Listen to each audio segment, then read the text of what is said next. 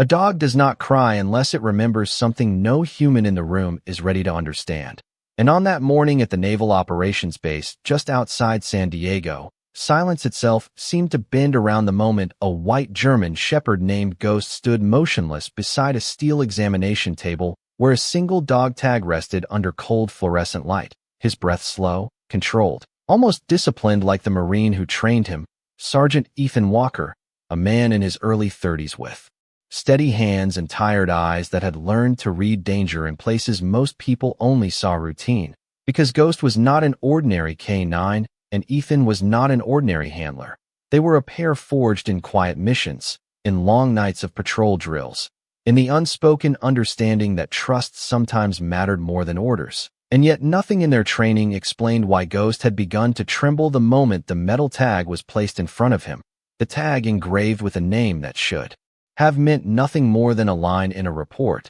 Staff Sergeant Daniel Reeves, confirmed Kia 3 months earlier during a classified field operation. At least that was what the files said. But Ghost was not reading files. He was reading something deeper, something buried in scent, in memory, in the invisible language that lived between heartbeat and instinct. And as Ethan stepped closer, lowering his voice in confusion, the dog did something no one in the room expected. He lowered his head until his nose almost touched the metal, and then he let out a sound so low it was almost mistaken for breath. But it wasn't breath, it was grief, real and undeniable, the kind that makes trained men go still without knowing why. Lieutenant Marcus Hill stood near the doorway watching with arms crossed, his expression tight with skepticism, because in his world data mattered more than emotion and reports did not lie. Men did not return from confirmed status updates, yet Ghost did not move like a dog facing an object. He moved like a soldier facing something he had lost and found again at the same time.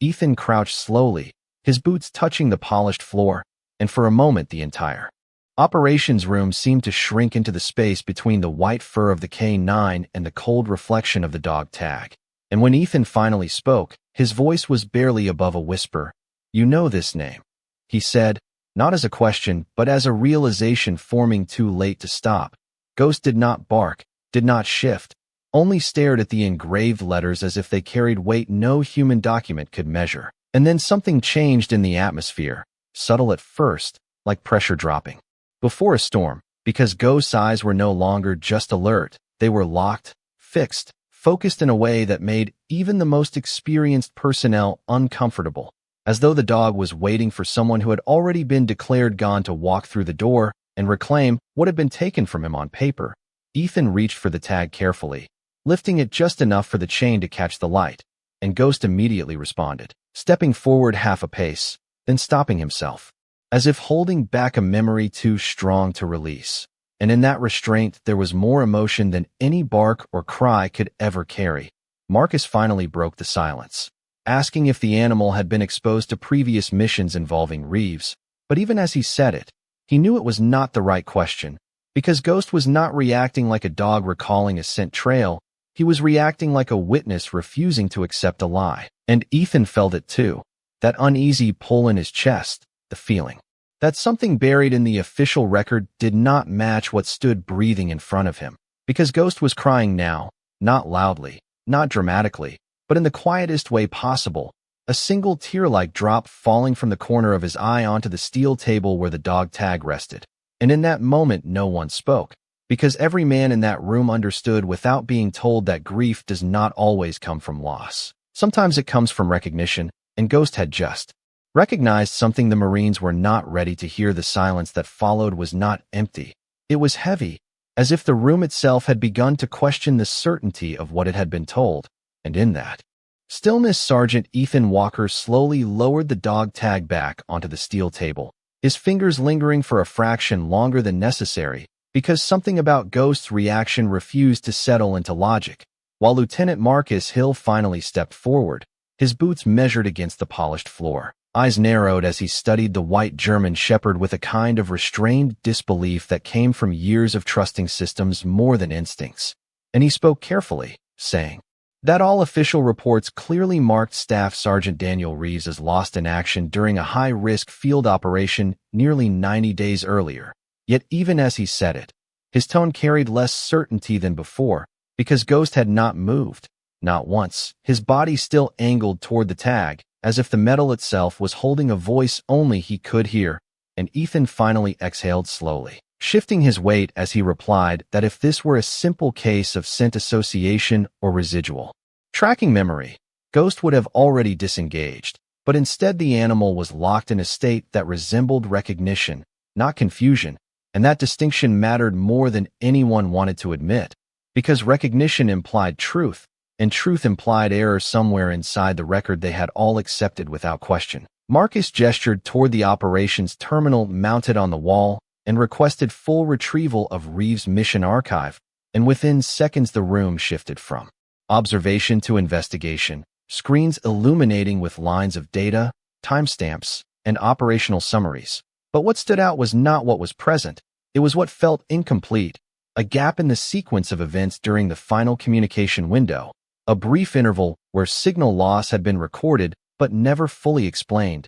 and Ethan leaned closer to the screen, his voice lower now, saying that Ghost had served directly under Reeves for nearly 18 months in multiple deployments. Meaning their bond was not theoretical or symbolic, it was operational, built under pressure, and that kind of connection did not simply dissolve because a file declared closure. Meanwhile, Ghost shifted for the first time, stepping away from the table, not in retreat but in direction, moving toward the exit with deliberate calm, as though something outside the room was pulling at him with equal force to the memory inside it. And without hesitation, he stopped at the threshold and looked back once, waiting, not barking, not pacing, just waiting, and Ethan made a decision that surprised even himself, telling Marcus they needed to follow the animal. Because if there was even a fraction of uncertainty in Reeves' status, Ghost would not be reacting with grief, he would be reacting with pursuit, and that difference changed everything. The corridor outside the operations room was quiet, lit by steady overhead panels that hummed faintly, and Ghost moved through it with precision, his paws silent against the industrial flooring, leading them past administrative offices and storage bays until they reached an exterior service exit that opened toward a restricted perimeter zone used for training, simulations, and equipment testing, a place where old structures were left standing long enough for exercises before being cleared. And as the door opened, the coastal air swept in, cool and sharp, carrying the faint scent of salt from miles away, and Ghost paused again, his head angled slightly downward, then suddenly turned toward a section of the training grounds that had been marked inactive for weeks. Ethan followed his gaze and noticed something subtle in the dirt, not obvious at first glance, a disturbance in the soil near a collapsed support barrier, as if something or someone had moved through it recently rather than months ago. Marcus ordered a pause, his skepticism now replaced with focused attention,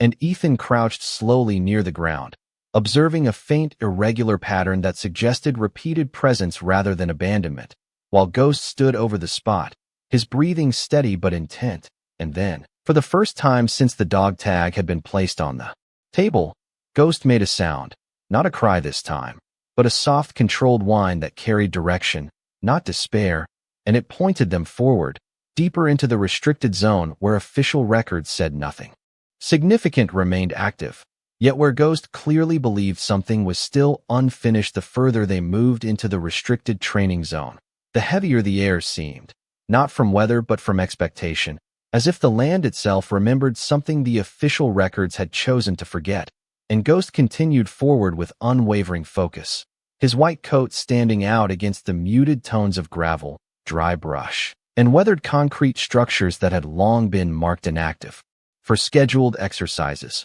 While Sergeant Ethan Walker followed closely with measured steps, his attention shifting between the dog and the environment, noticing details that would normally be dismissed as maintenance irregularities, yet now felt significant in a way that was difficult to articulate. And Lieutenant Marcus Hill maintained a careful distance behind them, speaking less as certainty faded and observation took its place, until Ghost suddenly stopped at the edge of an old utility shed, partially obscured by overgrown vegetation and rusted fencing, its doors slightly ajar despite being officially logged as sealed during the last operational review, and the dog lowered his head, pressing his nose toward the gap as if confirming something invisible but familiar, then turned briefly toward Ethan with a steady gaze that carried no confusion, only direction. And Ethan raised a hand, signaling Marcus to remain still as he approached the structure slowly, noting the faint impression of recent disturbance in the dust near the threshold,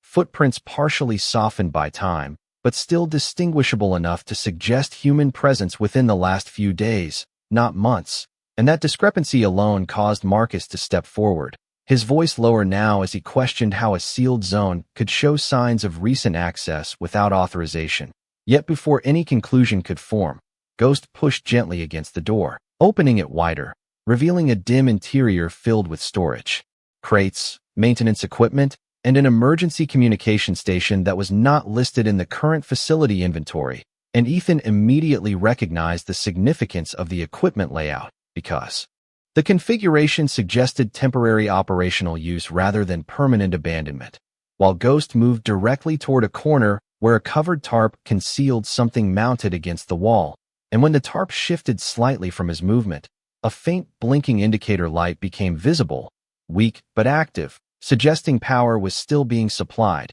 and Ethan stepped closer, his voice quiet as he identified it as a low-frequency emergency locator beacon typically used in field conditions when standard communication systems failed, and Marcus froze for a moment, processing the implication that such a device would only be activated under circumstances requiring survival, signaling, or extraction coordination. Yet the official mission report for Staff Sergeant Daniel Reeves contained no mention of distress beacon deployment, no secondary extraction protocol, and no extended survival scenario. Only a closed status entry. And Ghost suddenly emitted a soft but urgent sound, circling the device before placing his paw gently near its base, as if confirming ownership of the signal. And Ethan crouched, carefully inspecting the serial markings, noting partial identification codes consistent with United States Marine Corps field equipment assigned to Reeves' unit. And for the first time, Marcus removed his cap slightly, rubbing his forehead as he acknowledged the contradiction forming between recorded outcome and physical evidence,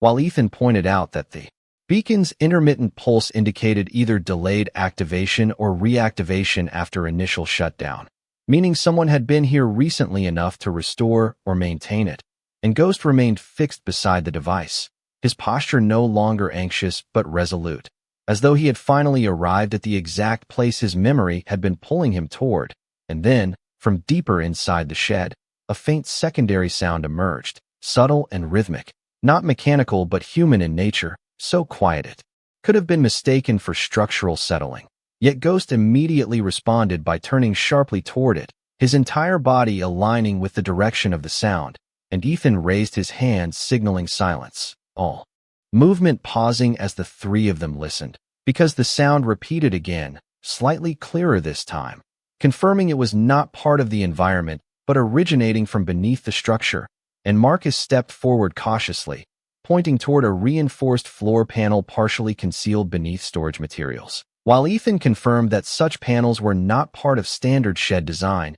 and would only exist if the space had been modified for concealment or protection purposes. And Ghost placed both front paws firmly near the panel, his breathing steady but intense, as if anchoring the moment in place. And for the first time since the beginning of the search, the atmosphere shifted from uncertainty to undeniable possibility, because whatever had been declared absent in official documentation was now showing signs of presence, persistence, and time spent waiting just beneath the surface of what everyone had been told to accept as final. The moment they confirmed the faint sound beneath the reinforced floor panel, the entire environment inside the old utility shed seemed to compress into a single point of focus, where every breath, every shift of weight, every subtle movement carried meaning. And Sergeant Ethan Walker slowly lowered himself closer to the ground, placing his hand along the edge of the panel as if trying to understand its history through touch alone,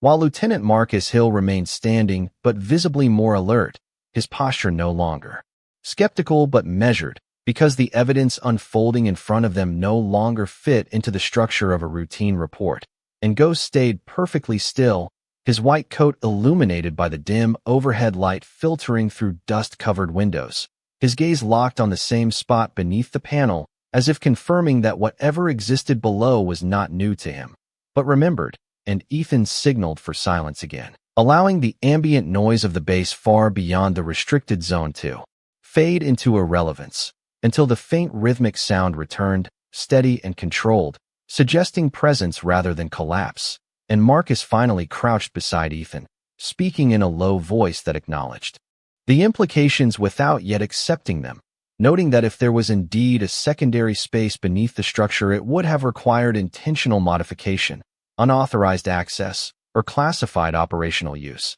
Yet no such record existed in the current facility database, and that discrepancy alone shifted the situation from confusion to investigation. And Ethan carefully examined the seams of the panel, noticing faint scuffing along the edges consistent with repeated movement rather than a single sealed closure. And Ghost suddenly placed his paw directly over a specific corner, applying gentle pressure as if guiding them toward the correct point of entry. And Ethan followed the indication, pressing lightly until he felt a subtle resistance give way beneath the surface, revealing a narrow gap of darkness below, where the air rising upward carried a distinct difference in temperature, cooler and still, as if the space beneath had remained isolated for an extended period. And Marcus immediately requested confirmation before proceeding further, his voice now steady but controlled, as Ethan retrieved a small tactical flashlight from his vest and angled it into the opening, revealing a confined lower compartment partially carved into the ground,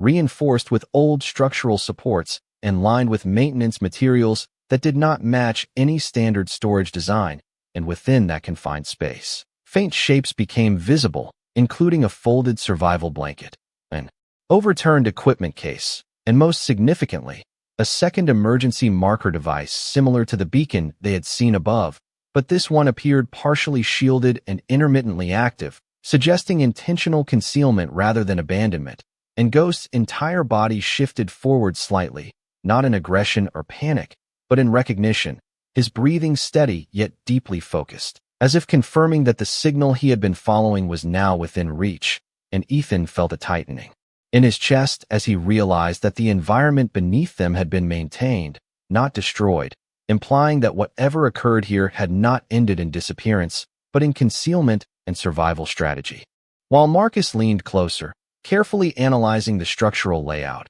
and noting that the lower compartment could sustain limited occupancy for a period of time, provided there was controlled access to air and minimal movement. And at that moment, the faint rhythmic sound returned again, clearer than before, revealing itself not as mechanical noise, but as deliberate movement, subtle and human in origin. And the realization passed between them without words, because it suggested that the official conclusion of loss in action could not account for the presence they were now detecting beneath their feet. And Ghost pressed his nose near the opening, emitting a low, controlled whine that carried urgency, but not distress, as though he was signaling recognition rather than fear. And Ethan slowly reached toward the edge of the panel once more, preparing to widen the access carefully, aware that whatever lay beneath was not just evidence, but the continuation of a story that had been declared finished long before it was actually over. The decision to open the hidden panel fully did not come all at once, but through a series of controlled movements, as Sergeant Ethan Walker and Lieutenant Marcus Hill worked together with deliberate caution, ensuring that every action respected the structural integrity of the concealed space beneath the utility shed, while Ghost remained perfectly aligned with the opening, his white coat almost glowing in the dim industrial light, his presence steady and focused as if he had been waiting for this exact moment longer than anyone could understand. And as the panel finally shifted enough to allow a clearer view inside, the confined lower chamber revealed itself more completely, showing a narrow, carefully maintained space reinforced with aged but functional support beams, where signs of long-term human occupation were subtle but undeniable, including a neatly arranged field kit, a partially consumed ration container, and a folded emergency blanket positioned with intentional care rather than abandonment. And Ethan felt a quiet tightening in his chest as he processed the implications of sustained survival within a zone that official records had marked as inactive. While Marcus leaned in slightly, his earlier skepticism replaced entirely with measured focus, noting that the condition of the environment suggested discipline, not desperation, and that whoever had been here had maintained order under conditions that were never officially accounted for. And Ghost suddenly lowered his head further, emitting a soft, controlled whine that carried neither fear nor confusion but recognition, as though confirming that the presence below was not a discovery but a reunion. And then, from the far end of the confined space, a subtle shift in movement occurred, slow and deliberate, followed by the faint sound of fabric brushing against ground, and both men immediately froze, their attention narrowing into the darkness as Ethan raised his tactical flashlight and carefully angled the beam deeper into the chamber, where the light finally revealed a figure partially seated against the reinforced wall, still, but unmistakably alive, wearing a faded military uniform marked with dirt and time, his posture weakened yet intact, his head turning slowly toward the light as if it had taken effort to acknowledge its presence. And for a brief moment, there was only silence, a silence so complete it felt heavier than sound, until Ghost made a single step forward and then stopped, as if afraid to break the fragile balance of what he was seeing, and the figure below shifted again, his voice faint but present, carrying the weight of exhaustion and disbelief as he tried to focus on the opening above him. And Ethan immediately recognized the insignia on the uniform despite its worn condition, confirming what should have been impossible according to every official record they had reviewed, because Staff Sergeant Daniel Reeves was not absent, not missing in theory, but physically present in a space that had been sealed away from documentation. And Marcus exhaled slowly, lowering his head for a moment as the reality settled in, while Ethan carefully widened the opening further, speaking in a calm and steady tone to reassure the individual below that help was present and that extraction protocols were already being coordinated. And Ghost remained fixed in place, his body still but his eyes intensely focused on Reeves, as if anchoring him to reality through presence alone. And Reeves finally shifted enough to sit more upright, his movements slow and deliberate, clearly affected by time spent in isolation but responsive, and his gaze locked onto Ghost with an expression that carried immediate emotional recognition, as though no explanation was needed between them. And in that moment the entire environment seemed to change, not through noise or action, but through understanding, because what stood before them was not a conclusion of loss but the continuation of endurance. And Ethan spoke again, softly confirming medical support was en route, while maintaining visual contact, ensuring stability of the situation, while Marcus transmitted immediate updates to command, his voice steady but unmistakably altered by the significance of the discovery. And Ghost finally moved, not rushing, not breaking protocol, but stepping closer to the edge of the opening until he was directly aligned with Reeves, lowering his head slightly as Reeves reached upward with visible effort. And when their presence met across the threshold of the hidden space, there was no sound at all, only stillness, as if the entire base itself had paused to witness a moment that no report had predicted and no record had preserved. And in that silence the truth became undeniable, that survival had taken place where certainty had ended, and that recognition had come not from systems or documents, but from a white German shepherd who had never accepted that the story was over. The moment Sergeant Daniel Reeves became fully visible within the confined lower chamber, the entire atmosphere shifted from discovery to cautious stabilization, as Sergeant Ethan Walker immediately adjusted his posture and voice to a calm, controlled cadence designed to reduce stress and maintain clarity, while Lieutenant Marcus Hill signaled for medical support. Confirmation over secure communication, ensuring that extraction and evaluation protocols were already in motion beyond the restricted training zone. And Ghost remained perfectly still at the edge of the opening,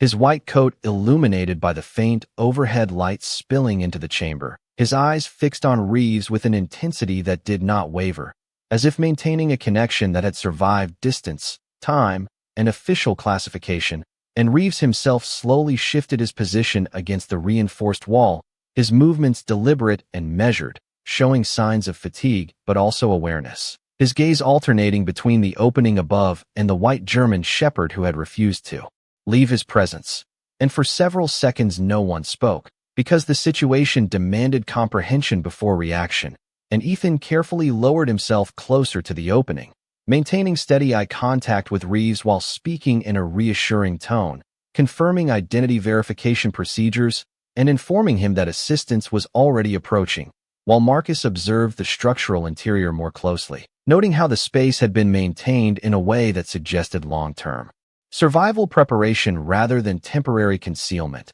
including organized equipment placement, ration management, and controlled environmental use. And Ghost suddenly lowered his head further, pressing forward just enough to bring his nose closer to the edge of the chamber, emitting a low and steady sound that carried recognition rather than urgency, and Reeves responded in a subtle but unmistakable way, his expression softening as he focused entirely on the animal, as if reconnecting with something that existed beyond formal documentation or time spent apart. And Ethan noticed this exchange and paused his verbal updates for a moment, allowing the silence to hold because it contained more information than any report could capture, while Marcus continued transmitting confirmation that Staff Sergeant Reeves had been located alive and stable, though in need of immediate evaluation and controlled extraction. And at that moment, Ghost shifted his position slightly forward, placing one paw carefully on the edge of the opening without crossing it, as if respecting a boundary while refusing to disengage, and Reeves extended one hand upward slowly, not reaching for help in urgency but in recognition, his movements weak but intentional, and when his fingers came within inches of Ghost's presence, the dog lowered his head further until the distance between them narrowed into stillness, and Ethan observed that Ghost's breathing had become steady and synchronized, no longer reactive but grounded, as though confirming identity through proximity alone. And Marcus, for the first time since the operation began, removed his tactical cap and held it at his side, acknowledging silently the weight of what had been uncovered, because the official narrative of loss in action no longer aligned with the reality present in front of them. And Ethan then spoke softly into his communication device, requesting expedited medical extraction with environmental caution, while ensuring Reeves remained stable and visually engaged, and Ghost maintained his position without retreat, his entire posture aligned with Reeves in a way that communicated continuity rather than separation.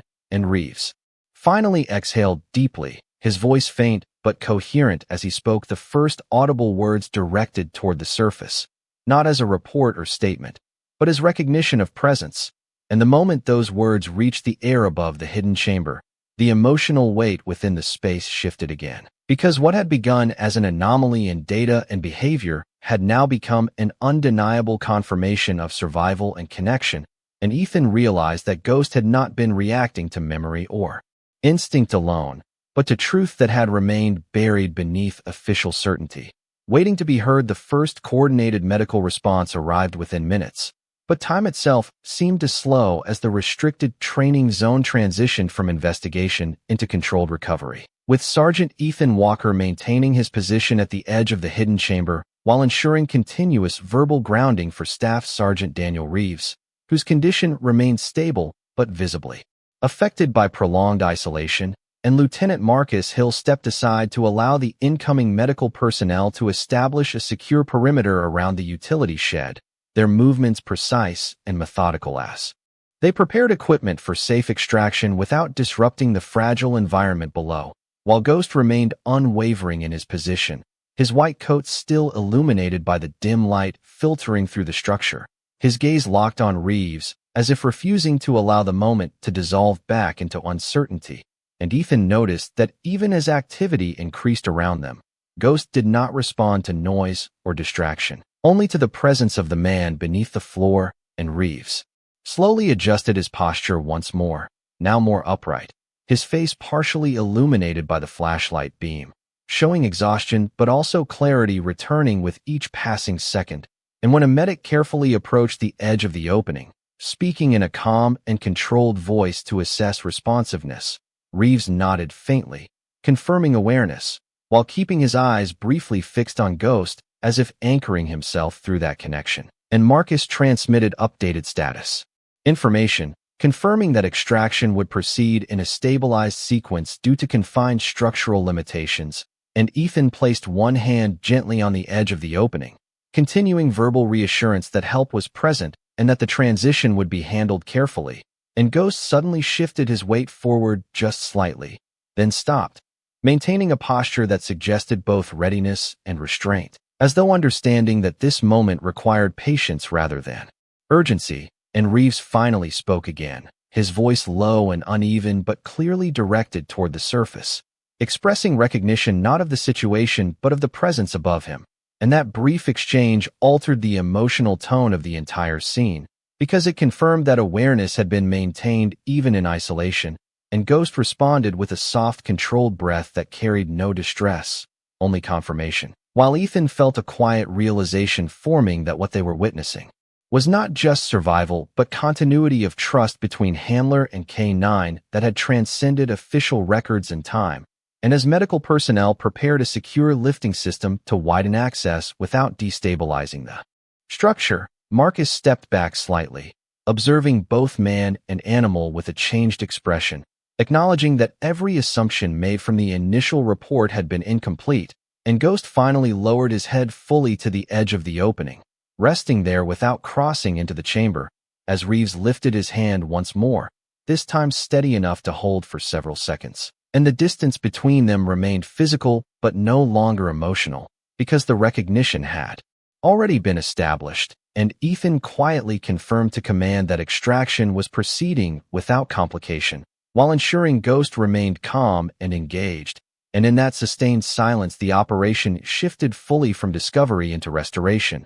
as the presence of a life once declared lost was now being carefully brought back into the world above, guided not by certainty and documentation, but by the unwavering instinct of a white German shepherd who had refused to accept absence as truth. The extraction process reached its most delicate phase as the confined lower chamber was carefully accessed and stabilized, with medical personnel coordinating precise movements to ensure that Staff Sergeant Daniel Reeves could be brought upward without compromising his condition, while Sergeant Ethan Walker maintained constant verbal reassurance from above, his voice steady and controlled, reinforcing orientation and calm as Reeves prepared for transition out of the enclosed space. And Lieutenant Marcus Hill supervised the perimeter with renewed focus, ensuring all safety protocols were observed as the structure was gradually opened further, allowing controlled passage of equipment and support systems. And Ghost remained at the edge of the opening without moving away, his white coat still and luminous under the shifting light, his attention fully locked onto Reeves, as if tracking every subtle change in presence and breath. And as the lifting system engaged, Reeves was carefully guided upward in a slow and deliberate motion, his movements assisted but not rushed, his eyes remaining open and oriented toward the surface, where Ghost stood waiting with unwavering focus. And the moment Reeves broke through the threshold of the hidden chamber into open air, the surrounding personnel maintained absolute stability and silence, allowing the transition to remain calm and uninterrupted, and Ethan immediately stepped closer to confirm responsiveness, observing that Reeves remained conscious and coherent, though visibly weakened from extended isolation, and Ghost took a single step forward, then stopped again, maintaining restraint as Reeves was carefully supported on a stable ground, where medical personnel immediately began controlled evaluation,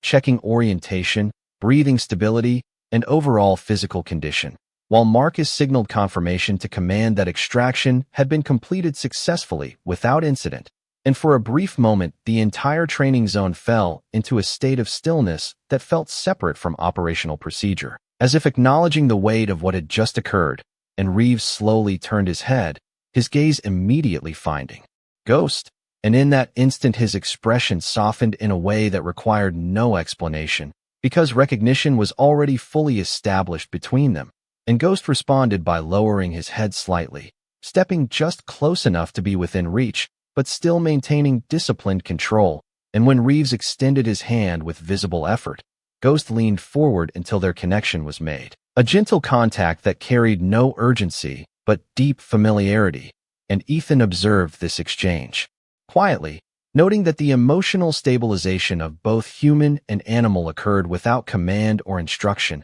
as if it had always been understood between them, while Marcus stood a short distance away, now fully acknowledging the reality that had replaced the original report, and medical personnel confirmed that Reeves' condition, while requiring continued monitoring, was stable enough for immediate transport to full evaluation facilities. And as preparations began for transfer, Ghost remained positioned beside him without leaving, matching his movement step for step as if refusing to allow separation after reunion, and Ethan finally lowered his voice, speaking not as an order, but as confirmation that the operation had concluded successfully, while the surrounding personnel gradually resumed standard procedures. And yet the emotional center of the moment remained unchanged, because what had been declared lost had been recovered not through documentation or protocol, but through persistence, recognition, and the unbroken connection between a Marine and the white German shepherd who had never accepted silence as an ending as the secured transport unit slowly departed the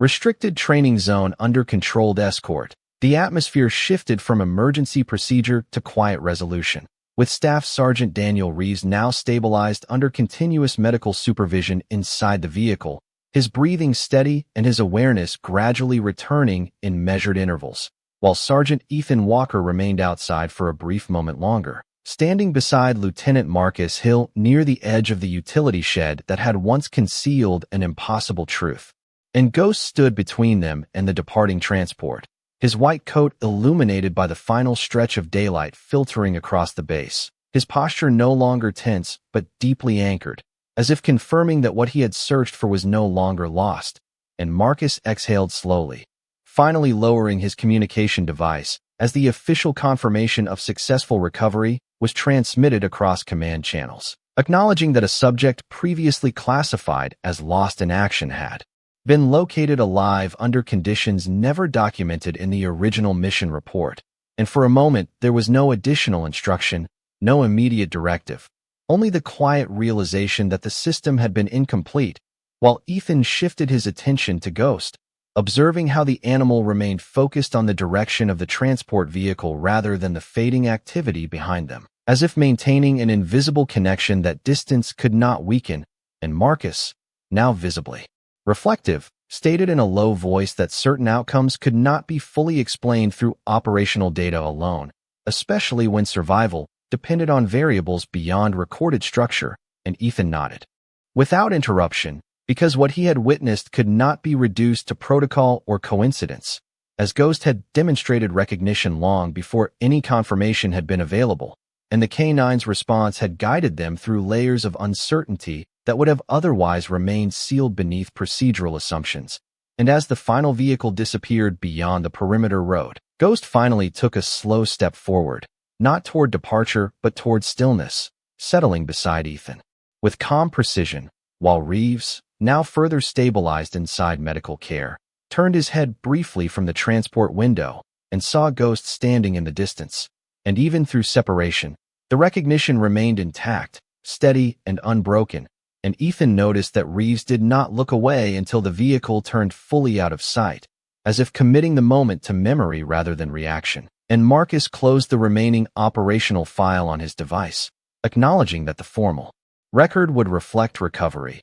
but not the full reality of how it had been achieved, because some elements of the mission had existed outside measurable structure. And Ghost remained still as the final light faded across the training grounds, his presence no longer searching but complete, and Ethan placed a hand gently on the dog's shoulder, feeling the steady rhythm of breath that had guided them from uncertainty into resolution. And in that quiet final moment, the restricted zone no longer felt like a site of anomaly, but like a place where truth had surfaced through persistence rather than assumption. And as night began to settle over the base, Ghost finally lowered his head, not in exhaustion but in confirmation, as if accepting that what had been broken in record had been restored in reality, and the silence that followed carried no urgency, only closure. Because sometimes recovery is not defined by what is found beneath the surface, but by the bond that refuses to accept absence as the final answer.